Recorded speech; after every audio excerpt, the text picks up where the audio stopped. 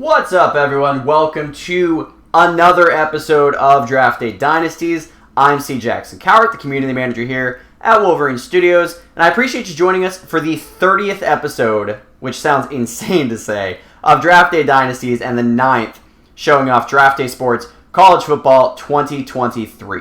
If you haven't seen any of the previous episodes in this series, don't fret. You can catch up on all of those on our YouTube channel, and you can always catch us live every Wednesday at 8 p.m. Eastern Time on the official Wolverine Studios Twitch channel, as I know many of you are doing right now. For those of you who tuned in last night for the stream, for the Developer Dynasty, for Pro Basketball 2023, definitely super excited for that game. If you haven't caught that stream already, highly recommend that. That's on the Twitch channel now. It'll be on the YouTube channel shortly. Gary was showing off a lot of the awesome things that are coming in the pro basketball game this year. I am super excited about that. Love some of the additions that he has this year with badges for GMs and press conferences, which as a media member myself, I'm especially excited about. So if you haven't seen that, highly recommend. Look, to be honest, if you haven't seen it, you can ditch this and catch up later. I don't even care. You should absolutely see the Developer Dynasty. But, you know, if you got room in your schedule for both, appreciate you guys joining us tonight. In the last episode, we finished up our depth chart. We set the depth chart on the defensive side of the ball, so we're all set there. We know our starting offense, we know our starting defense, we know our starting special teams, and we are pretty close to ready to start the season.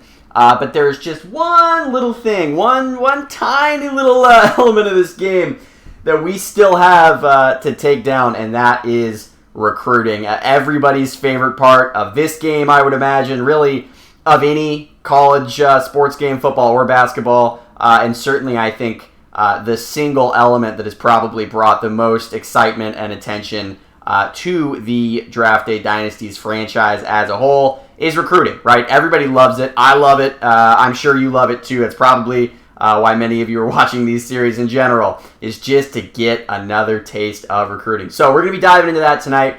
Pretty excited. Like I mentioned in the stream a few weeks back, I haven't done a lot of recruiting in this game. I'm definitely a veteran of recruiting in the college basketball game, but have not done nearly as much recruiting in the college football game. So I will be super excited to lean on you guys that are in the chat. Any of you that are here and feel like you want to be my assistant coaches, my recruiting gurus, so to speak, that is the job that, whether you know it or not, you have just been hired for. Congratulations. Your pay is zero, but your contributions are immense. So we'll be filling out the recruiting board today. I think that's probably all we'll do. It's going to be a pretty unstructured episode here. Filling out the board, making passing disparaging comments about fictional 17-year-olds based on their last names and their locations. You know, that's kind of what we like to do on this stream. So I think we're going to have a lot of fun with that one. And then next week, I really want to dive into game planning. We might end up having some time to actually play the game next week. I know we get to week one, and then it takes about a month to actually play the game. And in our first season, our first iteration of this college football stream, we got all the way up to playing the game, and then learned that I had updated in sort of a flex period. So, but we will finally get some game action on this stream coming up next week. If not next week, then it'll be the following episode. I will be out of town for the last Wednesday of October, but that is neither here nor there. We will figure that out at the time. So if you are watching us live, please say hello in the chat. Love to have you guys active on here. Love to see how many of you guys are watching this live, joining me in real time here, trying to recruit. The OG Bill Dozer is not gonna be with us tonight. I just want to give him a shout out. He's gonna be busy the next few Wednesdays, catching up with us on YouTube. Bill, appreciate you watching us on YouTube. Appreciate you watching us, as always, on Twitch, except for these few weeks. But we need someone to fill the hole there. Let's see who else is going to step up and cement themselves in OG history, right? Not too late to become a staple. So we already have Daseki Monster in the chat saying, hey, man, I wanted to stop by and say hi. Never played the college football series. Looks neat. It is certainly neat. It is more than neat. Appreciate you hopping in the chat.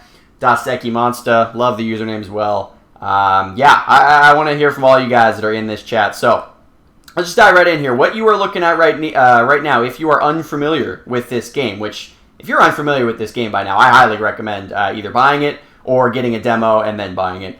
What we are looking at is the overview of the recruiting screen here. It looks a little bit different if you are a veteran of the basketball game which, look at that. Duseki Monster says, I'm Cherry in the CB Discord. Fellow Tar Heel alumni. There you go. Go Tar Heels.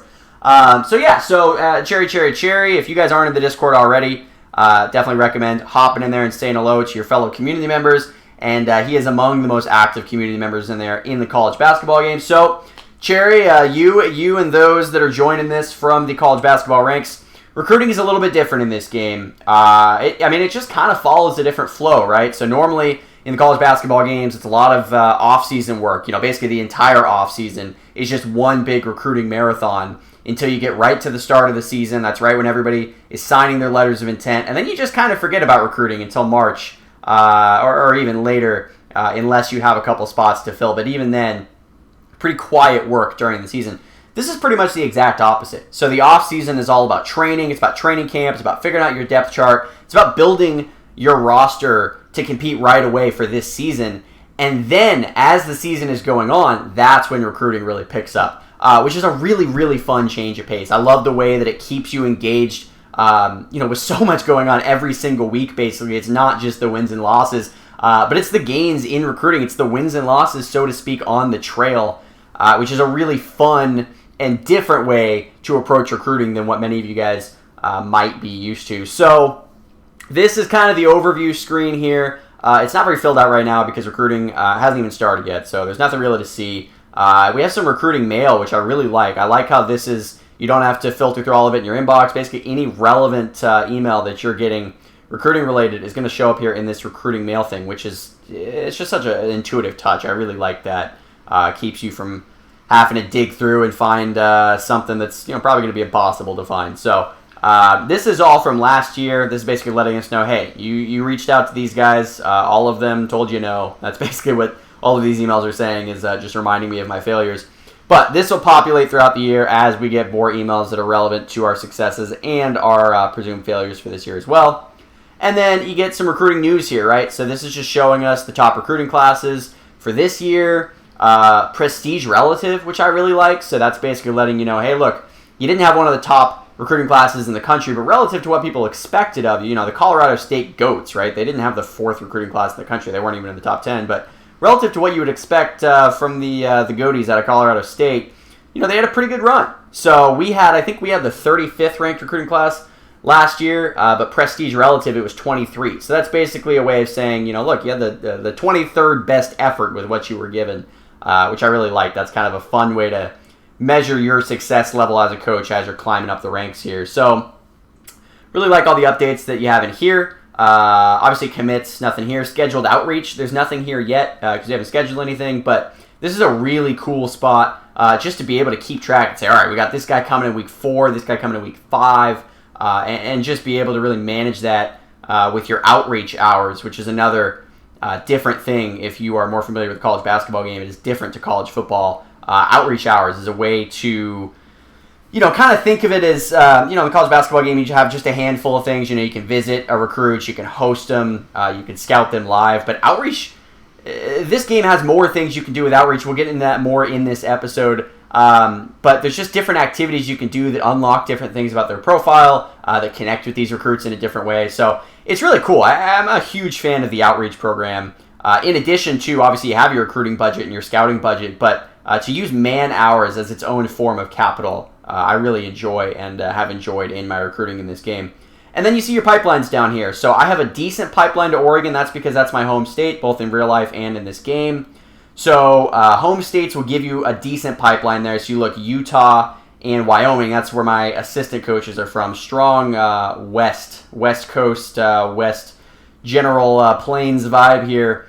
But then we have some minor pipelines as well. So we have a pipeline to Maryland, pipeline to Montana, a minor one in California. I'd really like to get that up, especially considering that we are in San Diego. So, but a minor one there, and then a minor one for Rhode Island randomly, and Arizona. So those are the states that we're going to be keeping in mind as we're going through filling out our board. If I see somebody, or if you guys see somebody from Utah or from Wyoming, and especially from Oregon, shout, because that means that we're going to have a better shot of getting those guys. So in the chat, Duseki Monster says, CF has a GPS coordinate system for recruiting, right? Yes, absolutely. Glad you brought that up. I think that's, it's not my single favorite thing about recruiting. That probably is overstating the impact of that. There's a lot of really cool things about recruiting in this game. Maybe Outreach, honestly, might be my favorite. But in terms of my favorite features that I think either go underappreciated or overlooked is the GPS coordinate system in this. I've told this to Gary. I think that having a GPS coordinate system for the college basketball game would be a really nice addition as well. I think GPS coordinate locations is, I'm not going to speak for the company and say that's the direction that it is going, but in my opinion, that's the direction that it could or should go because it just adds that level of dynamism when you're recruiting. So, for example, those of you who are familiar, and I just say this just because I know many of you were following along in this stream early on with the college basketball stream, and many of you are pretty active in the community, so I think that's a good comparison point for that game. That game, if you've played that, if you're a veteran of that, you're familiar with regions, right? So, you have a player who's in state, that's one type of bonus. And then if they're within your region, that's another kind of, bonus. It doesn't come across that way, but under the hood, right? You know that if they're in your region, it's going to be easier to recruit them. But there's really no difference between, for example, we're a school in California. There's no difference between us recruiting a player in Nevada versus a player in Washington versus a player in Hawaii, right? And that's a massive difference on the ground in terms of these actual players. A player from Hawaii is going to feel a lot differently about playing quote-unquote close to home than a player from Reno, or a player from, you go to Oregon, go to Ashland, Oregon, shout out. Most of you guys probably never heard of that town, but a small little town in Oregon. That's on the southern border. So let's say you're a team in Northern California recruiting. You should actually have more of an advantage in terms of recruiting a player close to home than even somebody from Portland trying to recruit that same player in Southern Oregon because you're closer. And so this game, College Football 23, and I think in years past too, that's not a new addition, does reflect that GPS coordinate style location, which I just think is huge. I think I think it's really intuitive. And it makes players' high schools really fun, too. It makes you actually kind of look at these players and where they're from and what high school they went to and actually map that out in your head in terms of just how close you are and how easy it might be to kind of convince them that you're in their backyard. The Psyche Monster in the chat saying, definitely agree not to derail your football series with college basketball talk. No, absolutely not. I think it's a good comparison point. A lot of people watching this are probably familiar with the college basketball game. And those of you who are familiar with the college football game, here's to say you should appreciate how much the coordinate system has an effect on recruiting because it really is a pretty big deal in my mind. So, all right, before we just go ahead and fill out the board here, we should know what we're filling out, right? And that's the only other thing on this screen that I'll point out, but I want to look at it a little bit closer on the roster page. But that's the position overview, which I also really like. It tells you, which is crucial for football, because positions matter so much. In basketball, I always say just recruit for need. Recruit best player available and you'll figure out need later. But in football, that is just not the case. You really got to recruit for needs. You need to fill these spots that you have weaknesses in.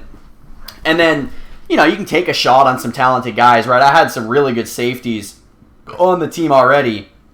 But there was a good safety in the recruiting pool. I'm going to take a shot. You got to improve the roster where you can. And, playmakers are playmakers. And especially you can move them around to different spots. So sometimes it is worth taking that shot. But really, if you don't have any wide receivers next year, you got to recruit some wide receivers. You can't just ignore that spot. So that is crucial to look at before you dive right in. And that's exactly what we're going to do right now. So let's take a look at the roster page here and just remind ourselves what it is that this team is good at and what it is that they're not. So actually, first I'm going to look at positions. This is a tab that I would say probably is underutilized. I'm not sure if many people are really clicking on this one, and really it's because you don't need to click on it that much, right? But this is a really nice layout. I like the way that the devs have put this together.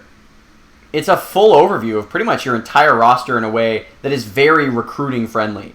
So when you look at this, it's not hard to tell at all, okay, this is what I'm strong at. This is where a bunch of guys are going to be graduating. For example, looking on the defensive line right here, defensive end, I've got 3 seniors. I do have 3 sophomores. So that means that next year I'm going to have 4, but we're graduating a lot of talent there.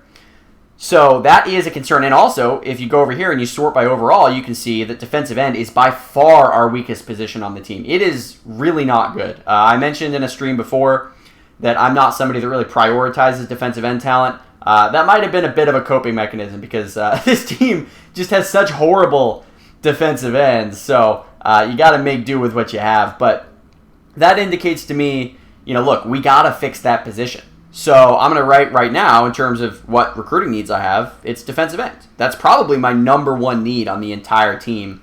You look at guard, linebacker, there's another couple of positions that maybe I should pay some extra attention to. But, look, guard, we got a bunch of young guys coming up. Linebacker, we do have 3 graduating seniors, so that's probably a position we don't want to enter next year with, I guess 6 linebackers isn't really that bad. But, the talent is definitely lacking at that spot. So you can look at it this way. This is a really good overview, especially for those of you who are maybe a bit daunted by the recruiting process and feel as though either you're not quite ready to take on the full commitment of the time that it would take. And by the way, if you do feel that way, there is absolutely nothing wrong with just delegating those assignments, right? Delegate recruiting, delegate scouting, delegate outreach. There's nothing, right? Even iteratively, let's say that you want to fill out your recruiting board, you want to fill out your scouting board, but you just don't really have the time or the know-how to deal with this whole outreach system, right?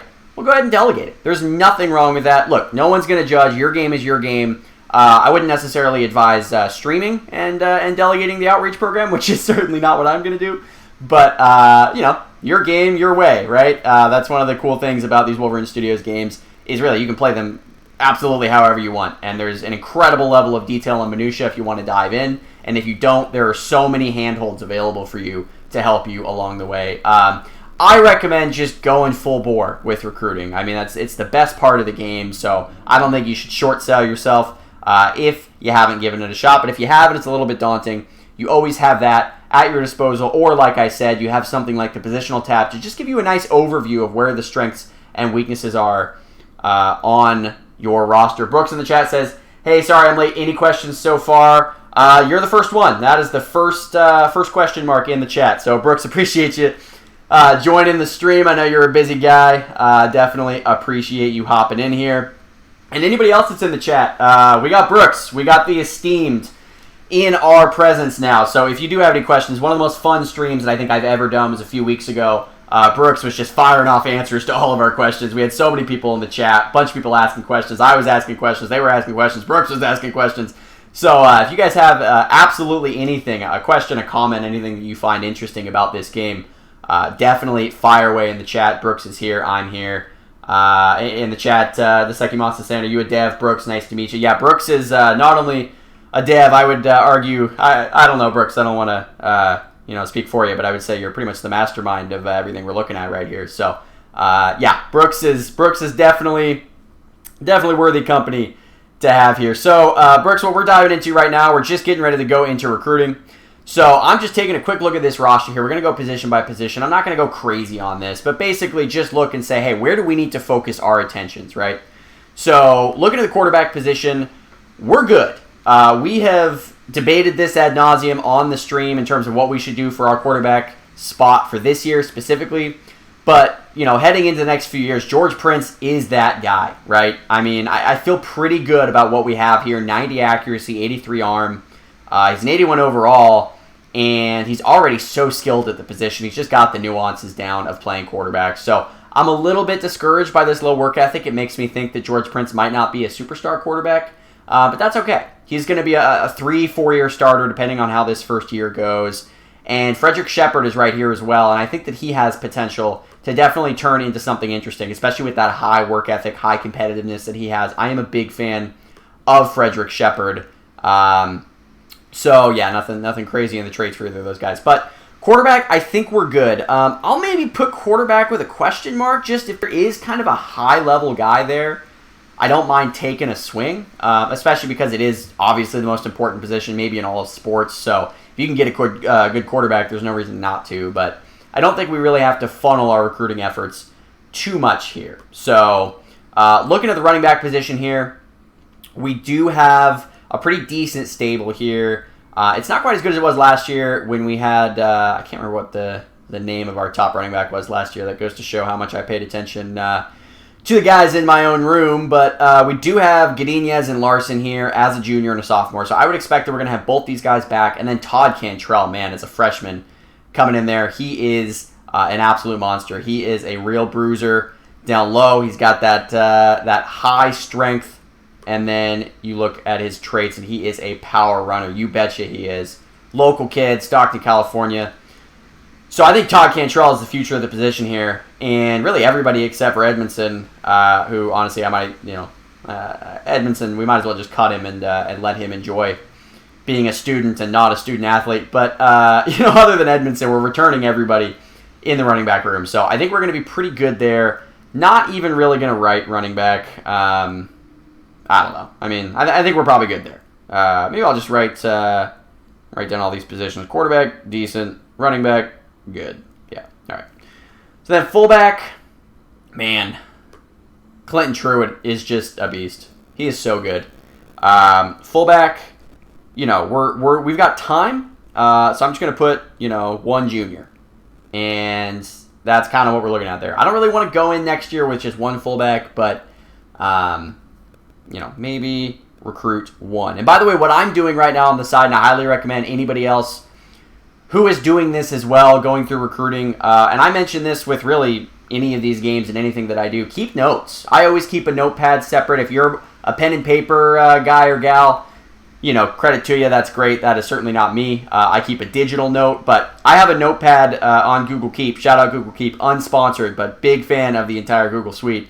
I have a Google Keep open at all times when I play these games, and I'm just taking notes there, moving stuff around.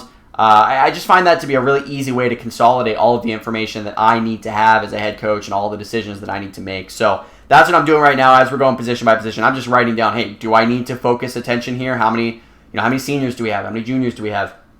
That sort of thing. So Brooks in the chat says, don't you have brothers on your team? May need to keep an eye out for an even younger one coming up. We absolutely do. We got the Klein brothers coming up here at tackle. Wayne Klein, William Klein.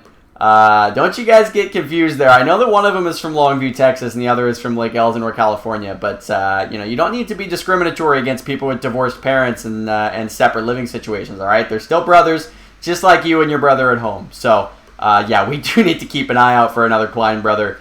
Hopefully they're from California or Texas, and if they're not, then we're certainly going to have some other questions to ask about the family affairs. But, all right, going to guard here. We saw in the overview that guard is, one of our weakest positions, our weakest position on offense, and you can see that reflected right here. So I'm just going to write guard, need, done. Guard is a big, big need for us. And tackle, it's not a super big need, but we are really senior heavy here. We are going to lose one of the Klein brothers, unfortunately, so the younger Klein is not going to be able to play with the eldest Klein, but that's all right because Wayne Klein kind of sucks and William Klein is the future. So if we can get another Klein, definitely think we should do that, but if it's not a Klein and it's just a tackle, that's fine with me as well. So I'm going to put need, parentheses, lots of seniors. So that is a position that we are going to have to focus on. It's also one of the most important positions on the team, right? So never bad to have a good tackle coming up in the pipeline. All right, center is a problem. We only have 2 centers on the roster. You don't necessarily need more than 2. They're both sophomores. So I'm going to put only 2, both sophomore. If we see a good center, I think we attack. But we don't need to recruit a bad center just so they can play behind William Lackey and Ray Lyles.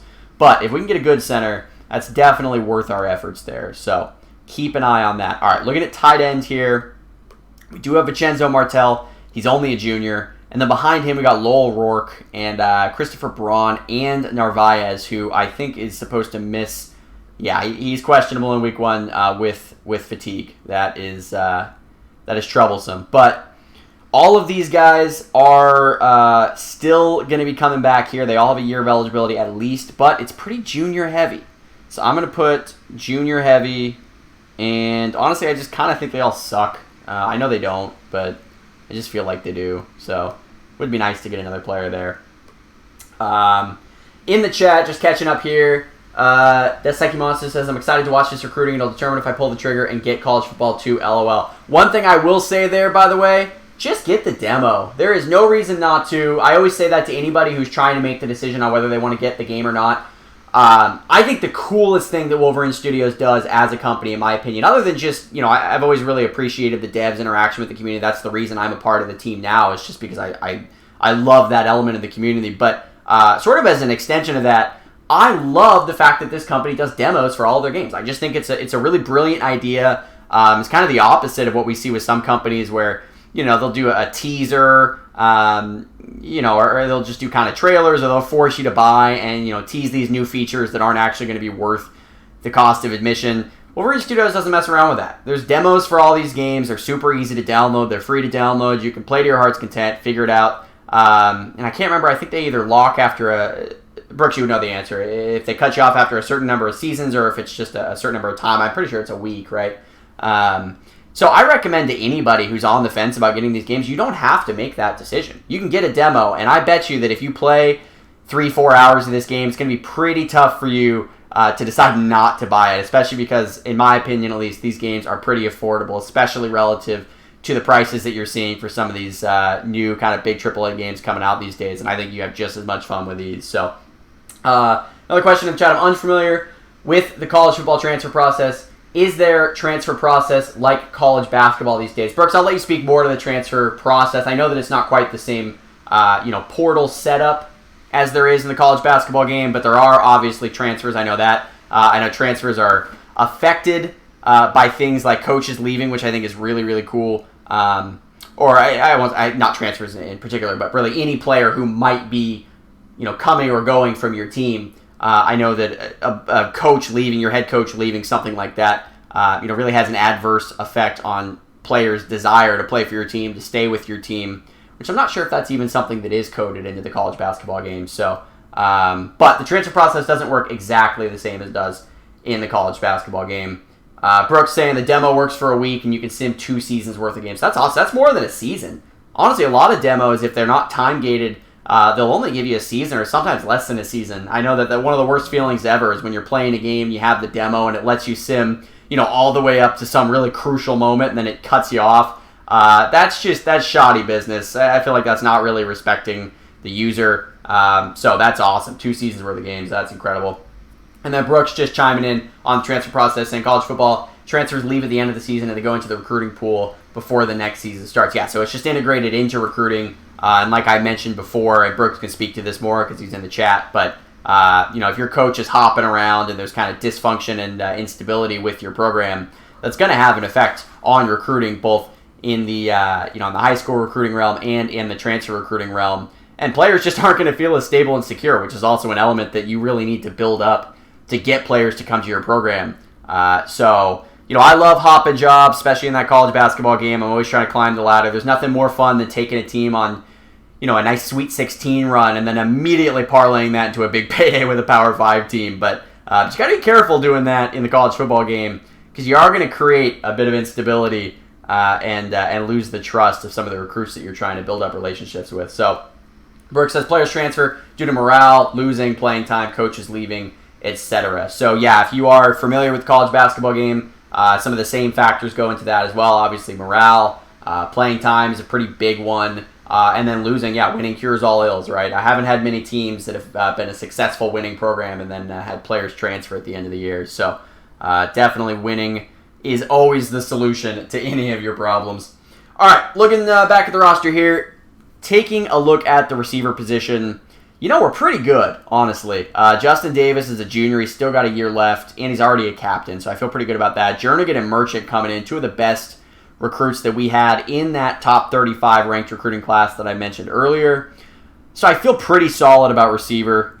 Good, young, always can use more depth because you can never have too many good receivers. Not a big fan, really, of my number 4 and beyond receivers. I have a soft spot for Frank Bowers because he is so agile and because he can catch literally anything thrown his way. But I'm pretty sure I can catch Frank Bowers in a foot race, and I'm not exactly a college-level athlete. So, that is concerning for Frank Bowers. But keep an eye on that position.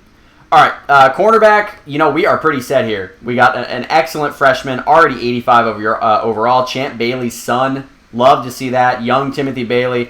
If you guys think I'm lying, he's got a pro bloodline. So I think we all know whose son Timothy Bailey is out of Bullhead City, Arizona. I don't know if Champ had a brief stay in Arizona. Not my business. But we have him and Albert Lunge, freshman-sophomore combo. Nunez coming in as a sophomore, too. So, cornerback, honestly, we're good and young. I don't think we really need to focus much there. I love corners. We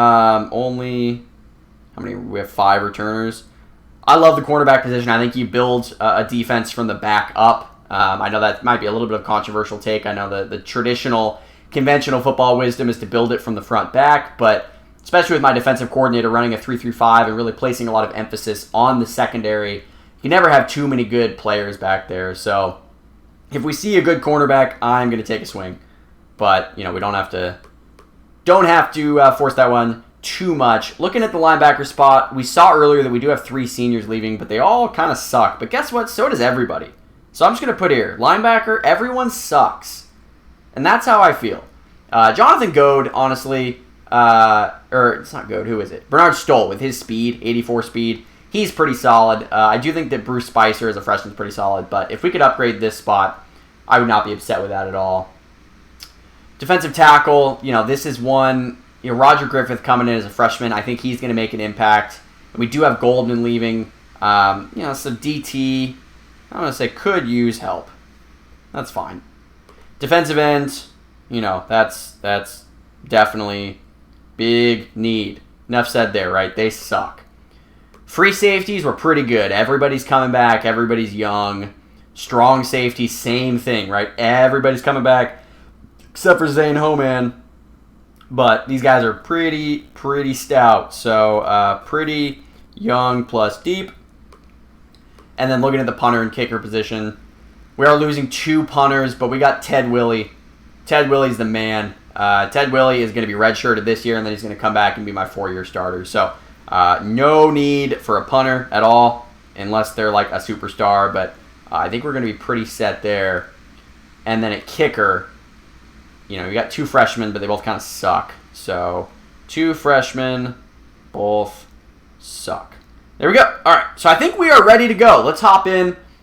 Halfway point of this episode, we're actually starting to recruit, but if you guys have been watching these streams at the beginning, I think preparation is half the battle, right? You got to be prepared for this stuff. You got to take time and set your depth chart. You got to take time and set your game plan. You got to take time to prepare for recruiting so that you're allocating your resources. This is, in many ways, this is a game about resource allocation and, resource planning, right? You only have $220,000 of recruiting budget. You only have 114 in scouting. You only have 14 outreach hours a week. So it's all about maximizing the resources that you have compared to other teams that are going to have a lot more resources than we are, right? At San Diego State, we don't have the same recruiting budget as Oklahoma and Georgia and the Texas A&M Farmers. Love that name.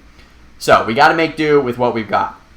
Let's take a quick look, too, at the pipelines so that we remember we always have access to this, but it's nice to have it on your handy-dandy sheet that hopefully you're making along with me. So Oregon, Utah, and Wyoming. That is decent.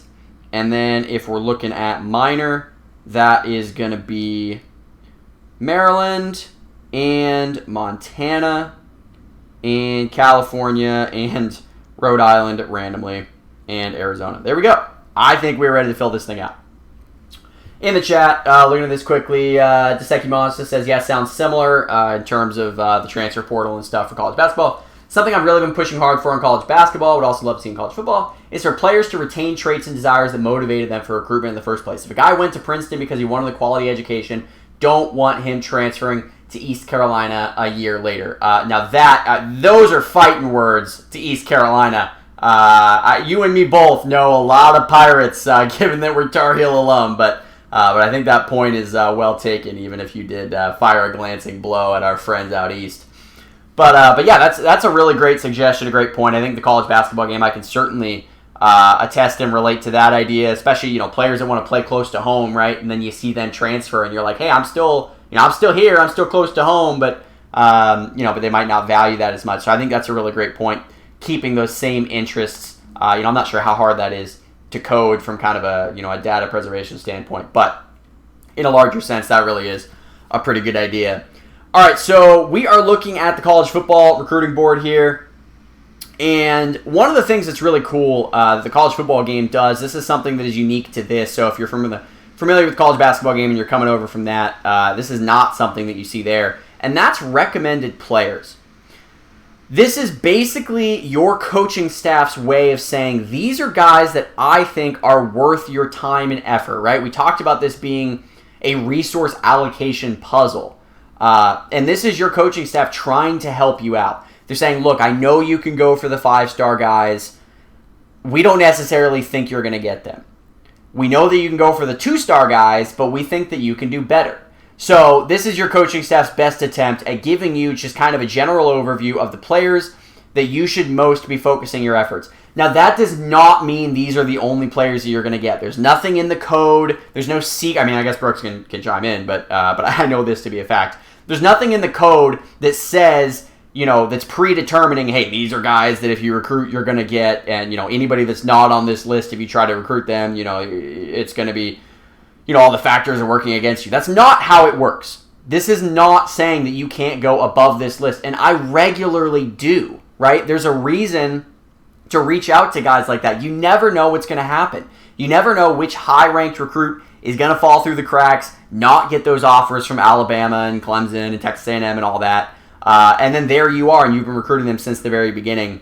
And you recruited out of your ranks and you got it, right? It's just like any situation. You're applying for a job, you're applying for school, right? You always have those reach schools, those reach jobs, those reach relationships, right? Who hasn't, sent a DM on Instagram to somebody they didn't think was going to respond, right? I never have, but I'm sure some of you have. It is very, very similar here. Brooks is saying correct. The list is based on geography, positional need, expected prestige required, etc. So this is a look at guys that seem to fit your profile, but that doesn't mean that you have to settle for this. What it does mean, though, is this is a really good place to start. So what I always like to do, regardless of position, I know that we looked and said we don't really need some of these positions, but what did I say earlier, right? If you have available talent, it's going to make your team better, go for it. So somebody like Jonathan Rodriguez, we already looked at our tight ends, and I had a note that said junior heavy, everyone kind of sucks. So, let's just click on this so that you can see this here. There's not a ton to learn because we haven't reached out to him. We don't know a lot about him. We know what his general scout grades are. We know that, he's got a good physique, pretty good technically sound, good football IQ, not the most athletic guy, but that's all right. The kind of leadership he shows makes coaches salivate. Love to see that, all right? So, we don't know anything about his personality traits. We'd have to interview him first. We don't know anything about how our coaches grade him. We got to see him play. And, we don't have any recruit opinions from him because we haven't brought him, or we haven't visited him, rather, for a home visit. But what we do know is that our coaches think that we've got a shot. And that's enough for me. So I'm going to add him, and him, and him, and him. I'm going to add every single 4-star guy that my coaches recommend. And I recommend you guys doing this as well for any of these, especially if you're a mid-tier program.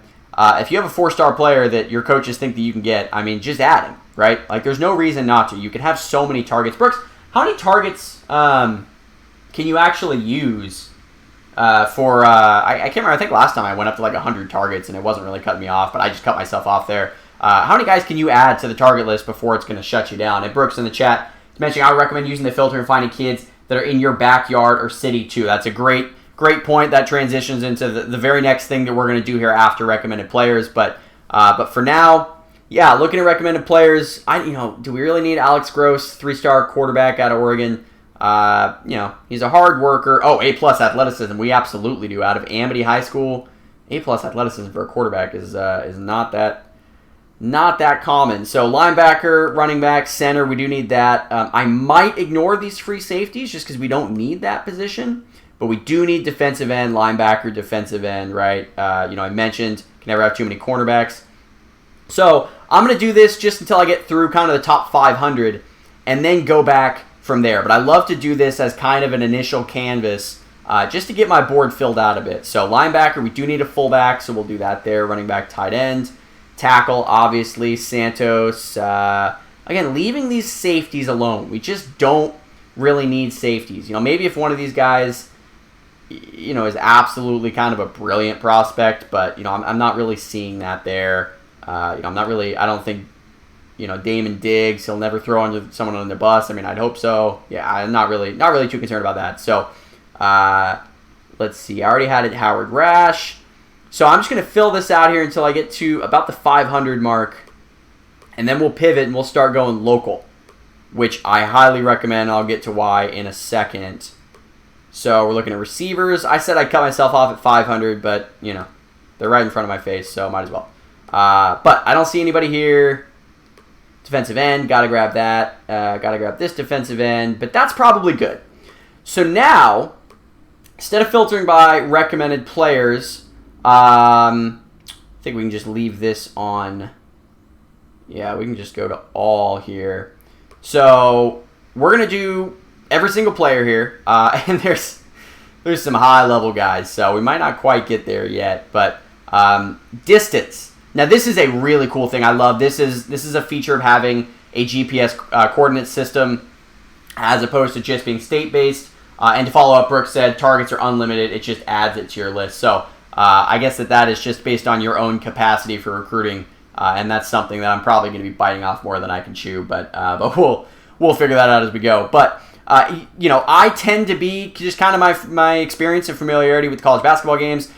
The first thing I always do, if you've ever seen any of those videos, what I always do is I go state by state, right? So I go to my home state, and then I just basically fill out all the guys from there. But one really, really cool thing the college football game lets you do because of the GPS coordinate system is you can go by distance. So I can go, I think this is miles, right? So I can go 100, 200, 300 miles out, 500 miles out. Let's go 500 for now. And let's just see who are the best players in our backyard, so to speak. So right now we already know Roger Moreau, the number one player in the country. He's got to put on some weight, but he's out of California. And I know I said that we don't really need safeties, but our system values safeties so much, and this guy, seems like he's probably going to be a pretty impact playmaker. Let's just give it a shot, right? Let's add him to the list. I know it sounds a little crazy, but take a shot on him. This tackle out of Hawaii, that seems like it's going to be pretty far-fetched. The scout grades aren't great. Did you see him bench press? Wow. Something that scouts highlight is how well he blocks passes. I don't know. I don't know if this is really going to... I would love to have him, but I feel like we're going to be fighting an uphill battle here. Brooks says proximity matters. A kid from Arizona may be closer to San Diego than a kid from NorCal. So that touches on what we were talking about earlier, where, based on where your school is and where these guys are in high school, that matters more than just being in state. So that's why, I'm so used to doing these state filters with the college basketball game, but you really don't have to do that in this game. Proximity matters more than the actual state. Now, the state, the one thing you'll want to keep in mind with states is pipelines, right? So we know that we have a pipeline for California. We know that we have a pipeline for, Montana and Wyoming and Utah and all that stuff. So you might want to keep that in mind as you're looking here, and then maybe if you want to filter if you have a really good state pipeline. But just going by distance is a pretty good way to do it as well. I am tempted, so I'm just going to go ahead and do it. But I got to not put too many of these. You know what? Whatever. I can ignore them if I want to. But put them on the list for now, except for Willie Koch. Don't know if I really should have added him, but whatever. We'll figure it out. All right, so yeah, Joseph Valley, and I'm going to go, we've already added most of these guys, so we'll add some of these reach guys within 500 miles, but then this is really going to be our list, right? We don't need to recruit beyond 500 miles unless they're in one of our pipeline states like Rhode Island. I'm certainly going to see which Rhode Islanders and Marylanders are interested in our school. Hopefully I got those right. Apologies to those of you from Rhode Island or Maryland. Well, let's see. Yeah, Nestor Phillips, no thank you. And now we're already getting down into the 500 range, which is a range that we've already said that we're going to ignore. So Johnny German, or maybe it's Johnny Germain, you never know. He's been trained well, blah, blah, blah. I kind of like the scout grades, though. It seems like kind of a well-rounded guy. I know I said I'm not going to recruit safeties, but look, I got a soft spot for safeties. There's nothing I can do.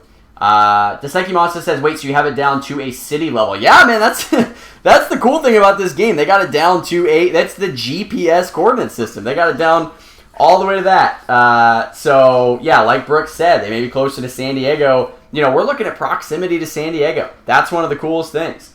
So maybe that kid's from Hawaii. Maybe we do have a shot, right? Because how many people are as close to Hawaii as we are other than Hawaii? Hawaii's got a pretty good shot to get that guy. But other than that, we're in a decent position here. So, okay, we've already added 70 targets just within 500 miles. Brooks, I know there's no specific correct answer, but, do you have kind of, well, actually, Brooks, I have a question for you first, and I'm curious. Do you play the game? Do you ever give yourself a chance to just kind of sit back and enjoy this game? Or Is it like an artist trying to enjoy their own painting? They're just kind of looking at the flaws. But then the follow-up question to that, when you're playing or not, whenever you're suggesting or whatever, how many targets do you feel like is too unwieldy? Because I know the college basketball game limits you at 50. When I did the recruiting last year, I think I loaded it up all the way with 100, and obviously the AI staff did a pretty good job with that, but I can't take any credit for that.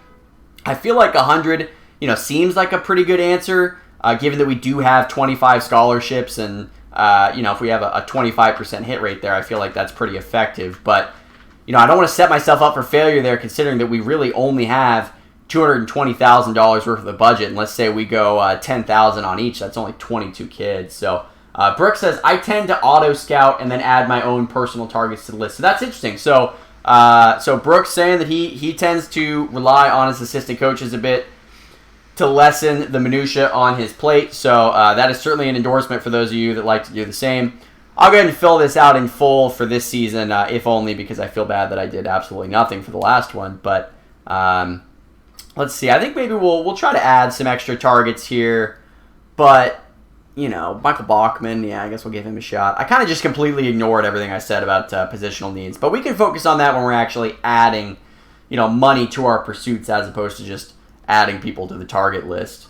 So we do need a center. I think that's decent. Marvin Dortch here, Frank Longoria, Roy Duncan. That's crazy to see Greg Dortch, Evan Longoria, and Tim Duncan all have relatives in the area, and they all play college football. What are the odds? Add Gary Sharp here. I know we're going beyond our 500 list, but at this point we've added every relevant player within 500 miles. So I feel like we can go a little bit further down the list here. But Kyle Ryder, that is where I take a stand, all right? He is not that great with the scout grades. He's a cerebral player, but that is not enough to get on my list, Kyle. I'm sorry. I need you to be a little bit more athletic than that. But let's see. Yeah, we ignored... Who is this here? Yeah, we added Richard Joseph. Roger Bruton, again, another kid out of Hawaii. We do have a decent shot, just given, we're not close to him, but nobody else is either. So, this kid will never abandon you. That is good to see. It's like getting our own personal golden retriever. So, I don't know. Probably not enough, though. We do need guard. We need some depth at corner, linebackers, center, quarterback. Now we're really starting to fill out the list here. I don't know how much further I want to kind of go on to this, but Brooke says you can continually add kids throughout the season too. Only want to jump on the reach kids early. Some of the others will be available later and should be cheaper to recruit. That's a great point. So maybe we can focus our efforts on some of these 5-star guys, but probably not anybody who is going to be outside of our 500-mile target range. So we can keep adding some players here, but we're getting up to 84, 85 targets. I mean, I think that's pretty solid to me. We'll ignore these strong safeties here, ignore fullback. We got enough running backs on the list. Joseph Olson, A+ athleticism, so he's going to get the nod for that alone, but that's probably not a necessary add. But I'm going to do it anyway. And then we're going to go back to all here, and then let's just take a look specifically at our pipelines and see which players we might not be focusing on. So, Oregon, the number one player out of Oregon, of course, is a free safety. But he looks like a pretty good one. So, take a shot on him. And then, let's see, is there anybody else we really want to focus on? A couple linebackers out of Oregon, but all these guys are ranked so far down. Grover Brill, maybe, but really contributes to the team's spirit and the social cohesiveness. Yeah, but, how is he on the field? Is more my question. Probably going to ignore him. And then let's check out Utah, because that's another one of our pipelines. And we do have some interesting guys here. So Douglas Grant, sight unseen, he's a tackle. That's good enough for me. Joseph Linder loves winning. He's, he is fine. He's a cornerback. All right. What about William Quinline? What can I say? Loves to win. He understands playing offense at college level. Blah, blah, blah. Do we really need another quarterback? Probably not, but top 200 guy, I'll take a shot. And then I got to stay away from these safeties, guys. You'll see him make a lot of tackles for another team. Not for us. Okay, defensive end. Linebacker, that's good. But, we're starting to get down to the 700s here for this tackle. Bench press a defensive tackle. Kid who can hold his own. I mean, it seems like the coaches really like him. So maybe give him a shot. And then let's check out Wyoming here. Oh, yikes. Oh, boy. There's only 2 kids in Wyoming? Man, they have really got to invest in their high school football programs in the state of Hawaii. That is tough to see. Vince Farrell, sucks pretty much in every way. And then Bruce Haynes, also really bad. So, gonna go ahead and leave Wyoming alone. Glad that we have a good pipeline there.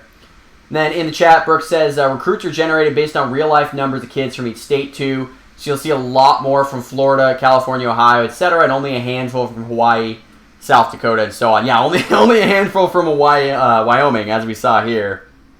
That is definitely true. Let's check out Maryland. See if there's any kind of high-level recruits that we want to try to poach from Maryland. Obviously, Sheldon Kennedy's going to get the nod because he's a guard. And maybe just try to pick some offensive linemen maybe, because I'd kind of like to invest there. Okay, this is certainly somebody that we are interested in. Take a shot there, but across these other spots, I mean, it's so far for us to try to get one of these guys. Really only going to take a stab at positions that we absolutely need. Ben Breedlove, though. Come on, can't ignore that guy. We do have Antoine Klein coming down here, but he is not related to the other Klines. His last name is spelled differently. And look, I know that we had kind of a last name situation with the other ones, but they went ahead and fixed that. Not going to get any more into that. Their names were exactly how they should be, and there was no tampering on my end. So you can go ahead and just shut down all of those accusations. Let's check out Rhode Island. I would imagine there's going to be like 2 guys. Yeah, there's 5 guys out of Rhode Island, but there's one of them that's pretty good, and Stephen Chamberlain and Juan Horvath. So take a chance on those guys, but going to leave these other ones alone. Eugene Hargrave, he's not even... He wants to win. Really want to see that out of your punter, but you also want to see a little bit more. So going to leave him alone. And then let's go to Arizona. And Arizona probably should have been picked up. Yeah, they were picked up in our filter, so that's pretty good. But anybody else that we think is worthwhile? Not really. I think we kind of got them all. So right now we have 102 targets. That is perfect. Brooks said, got to put Klein in the search bar and see just in case. That is not a bad idea at all. See if we can get any good Klines. Oh, Dave Klein. All right, so he is a strong safety out of Wisconsin. I don't want to get touchy here, but I'm not sure that he's even the same ethnicity as the other Klines. So I don't really know if there's any relation here, but I don't know. I don't have that much. There we go. Brooks says adopted brother. I think you nailed it, and he is fast enough for most coverage assignments. That is what I would expect from a member of the Klein family. Great technique, great football IQ. I mean, look at that. The Klines know how to play.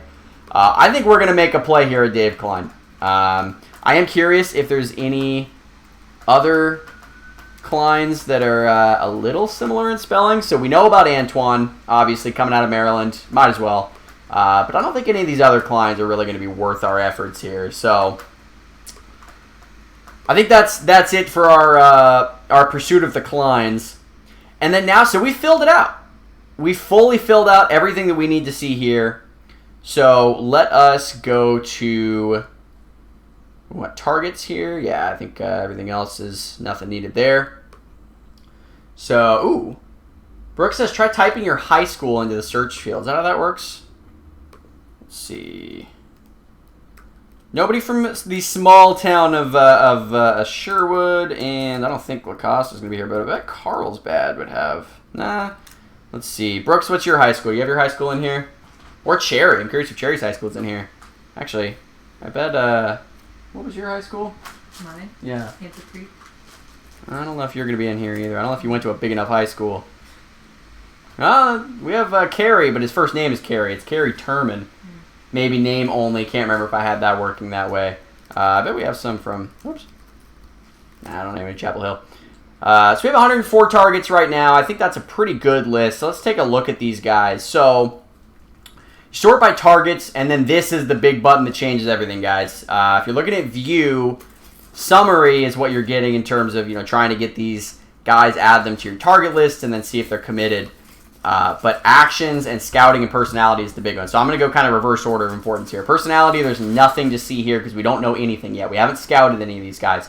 But if you're somebody like me that really does place a high level of emphasis on work ethic, I love to see guys that I think have a chance to improve over time. So I'm always targeting players with a high work ethic and feel like that is a great way to get a solid roster 2-3 years later with some players, even if not 2-3 year starters, but once they become a starter, and they have a high work ethic. So personality is definitely something you're going to want to focus on. It's not as much of an emphasis in the college basketball game, but it really is in the college football game and the pro football game as well.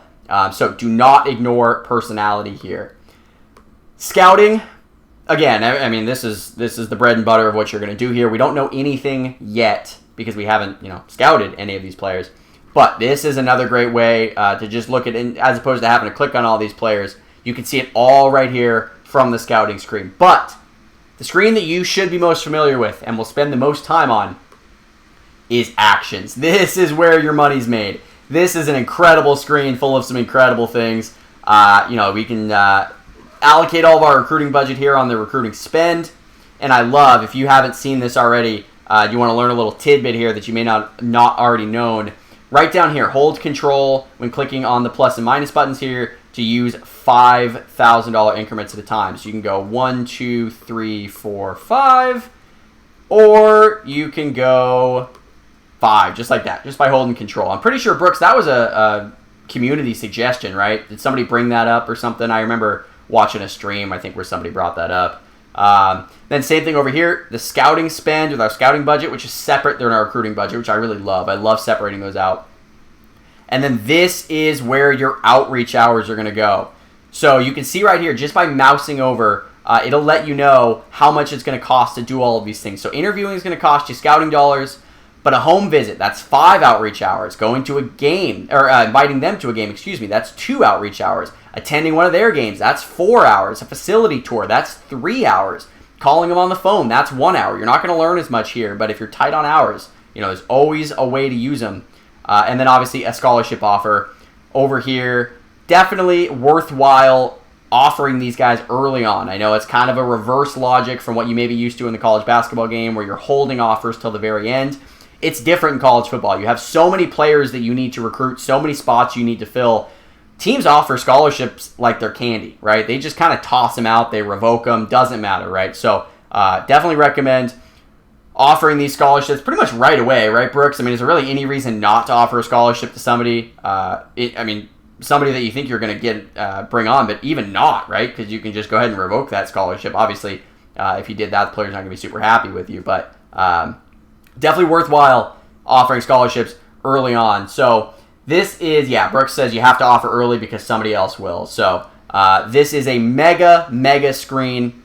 I think we're going to hop into this a little bit more in the next episode.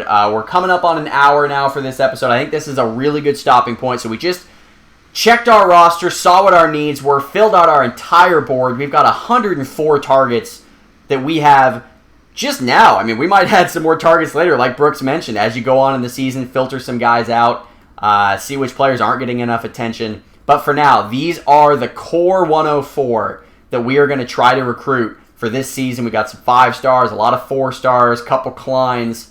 I feel pretty good about where we're at right now. So, appreciate you guys joining us for this episode. Love having Brooks in here. Brooks, appreciate you guys always making the time on these Wednesday nights.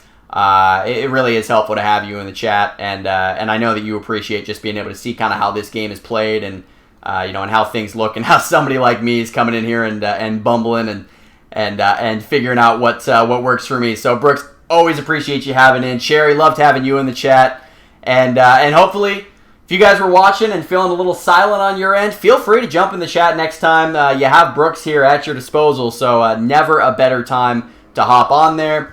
For next episode, like I said, we will go a little bit further into the recruiting game here and actually start spending some of our money here in the recruiting spend, scouting spend, outreach, all of that stuff. So I'm pretty excited for that. And then we will touch on game planning as well. We'll do a little bit of game planning, maybe set some of our different sub packages, figure out what our aggressiveness is going to be on offense and defense. All that good stuff ahead of our Game 1 showdown, which I think is going to be in early November. The first episode in November is probably going to be when we are officially starting our regular season. So definitely excited for that. Few quick things before we go. If you have not already subscribed to our Twitch channel, I am offended. I am taking it personally. And you know what? I'm just going to speak for Brooks and Gary and Asger. They're all taking it personally as well. They're not actually, but if that makes you feel better and that motivates you to subscribe to our Twitch channel, please, please, please do. It helps out the entire dev team. It helps out me. It just helps this entire company in a little small way to try to engage more with the community and have, just a little bit more connection with you guys here on Twitch and elsewhere. So if you do subscribe to the Twitch channel and you send me a screenshot of proof, I will send you a picture of the best beach that you will ever go to. It is nestled in a corner in San Diego, and I am not going to give you the GPS coordinates on that one unless you subscribe. So if that's not a tease, I don't know what is. Second thing, don't forget to post about your teams and careers with hashtag Franchise Friday on Twitter, Instagram, Reddit, Discord, Slack, and the original forums on WolverineStudios.com. We had a super busy Franchise Friday last week. Love to see it. So a couple days from now, depending on when you're watching, it might be tomorrow, it might be today. Don't forget to post hashtag Franchise Friday. Love to see what's going on in all of your guys' careers in this game and otherwise. And I mentioned it at the top, but if you have not already watched the stream from last night, the Developer Dynasty, the first Developer Dynasty for Pro Basketball 2023, I cannot recommend it enough. Gary was showing off some awesome stuff about that game. I can pretty safely say, because I've kind of been in the loop for a couple months now about some of the things that are going into that game, maybe some things that Gary didn't even mention on that stream. I think it has a chance to be one of the best games, not only the Wolverine Studios has ever put out, but honestly one of the most exciting basketball games that I can remember in some time. So, again, if that doesn't get you going, I don't know what would. So definitely check out that stream from Tuesday night, the Developer Dynasty. And join us next week, again, for another episode of this one, Draft Day Dynasties, as we get further into recruiting and game planning. And if you have any ideas for videos that you want to see or any other questions, or you just want to chat about this game or really anything else, you know where to find me on Twitch and Twitter at CJacksonCowart, on our Discord server, or anywhere on the Wolverine Studios forums. Thank you all for watching, and I'll see you next time.